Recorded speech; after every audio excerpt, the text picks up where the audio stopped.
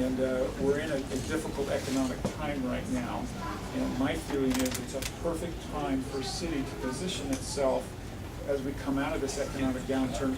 We want Provo to be right there, ready to grab the opportunities as they're ready to come at us.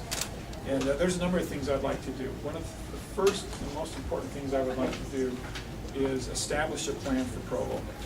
We have a general plan, and it's actually in the middle of review right now.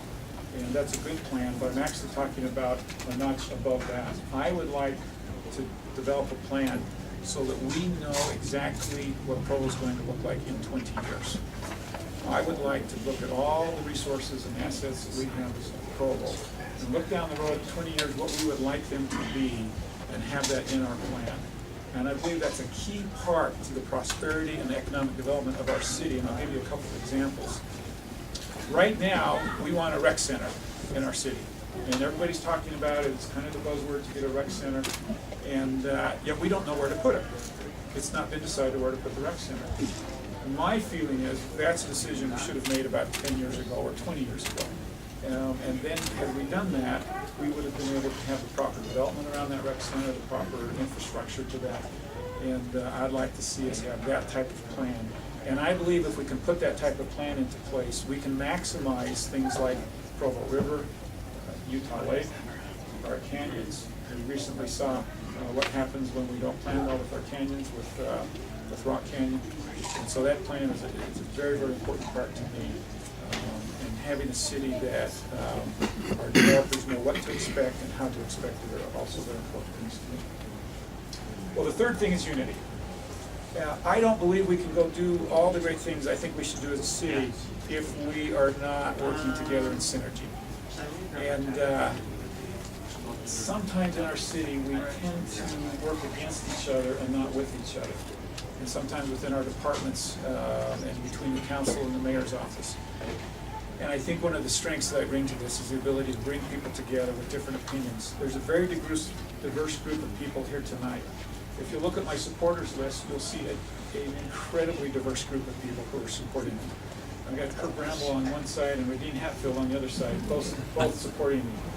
And part of my message is we need to bring these people together and we need to work together for the common good, not fighting each other, but working together, finding solutions, because there's just too many great things we want to go do and accomplish in Provo, and we've got to go do them. And I think we can't get there if we're not unified. So those are my three things. I'd like to take a minute and answer questions. I know there's usually lots of questions. And what questions do you have for me? Pam? What's your opinion of City Council hiring us as financial advisor? Did Dave go? I'll give you my feeling. Last night, the City Council approved the budget. They did a couple of things. It spent $139 million, depending on who you ask and how you add up the numbers, you'll get a slightly different number. Our sales tax revenue is down, and it's down a lot. It's down, it's close to 20% down. The budget is advertised as balanced. And my personal feeling is it's not balanced. In order to get balanced, we had to borrow millions and millions of dollars. And we borrowed that from what's called enterprise funds. And it's kind of one-time money that's available to us. And so that concerns me a little bit.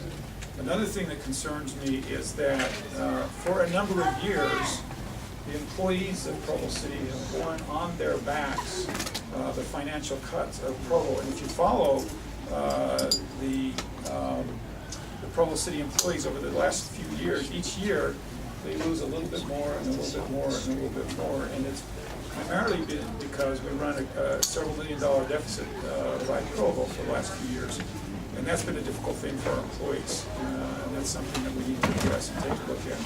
Well, last night, the City Council approved an economic development advisor to advise them on economic development, and approved $100,000 for that.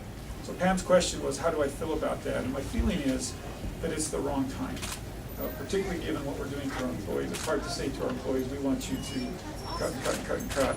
and yet we're gonna add this position right here. I also feel like that, if you go back to the unity theme, we have an economic development department, and we really should be unified enough together that we don't need a separate economic development department in our city council, if that makes sense. We should be sharing those resources. So I would have rather seen them white.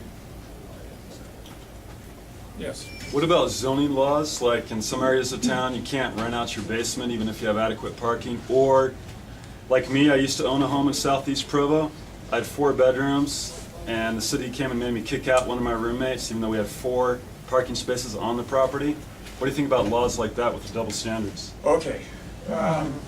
Zoning is, I quickly found out as I began to talk to people, the most divisive issue that we have in our city. If it has not affected you, you're very fortunate. And depending upon your neighborhood, you may not be impacted by it, but many of our neighborhoods are impacted by zoning. On one hand, you have neighbors who are trying to protect their neighborhoods and make them the best neighborhoods that they can be.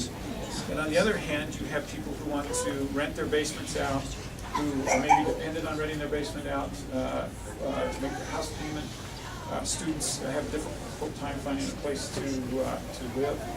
And this zoning issue ties into prosperity and unity more than you can imagine, and I'll tell you why.